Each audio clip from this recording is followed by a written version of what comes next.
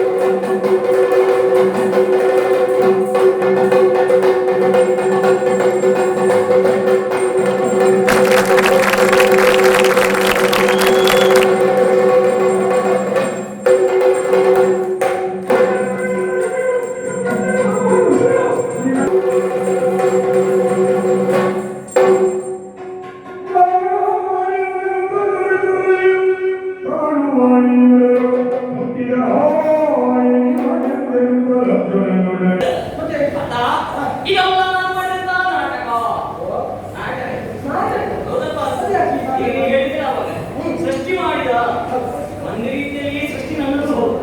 ನಾಟಕ ಮಾಡಿದ ಯಾಕೆ? ಮುಂದೆ ನಡೆಯುವಂತಹ ಮಹಾಭಾರತ ಯುದ್ಧದಲ್ಲಿ ಸಮರ್ಥ ನಾಯಕ ಬೇಕೆನ್ನುವ ಕಾರಣಕ್ಕಾಗಿ ಯಾರು ಆಲೋಚನೆ ಮಾಡಿದಾಗ ನನ್ನ ಚಿತ್ತಕ್ಕೆ ಹೊಡೆದದ್ದು ನೀನು.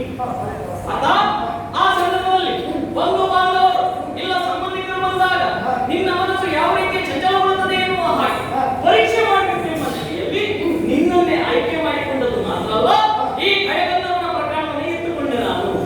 ಅಲ್ಲಿಗೆ ಮೊದಲಾಗಿ ಬಂದಂತ ನಿನ್ನ ಹೆಂಡತಿ ಸುಭದ್ರೆ ಬಂದಳು ಸಂಧಾನ, ಆಮೇಲೆ ಸಾರಥಿ ಬಂದ. ಇದ್ಯಾವುದನ್ನು ಲೆಕ್ಕಿಸಲಿಲ್ಲ. ನಾನು ಮಾಡಿದ ಪರೀಕ್ಷೆಯಲ್ಲಿ ಪ್ರಥಮ ಶ್ರೇಣಿಯಲ್ಲಿ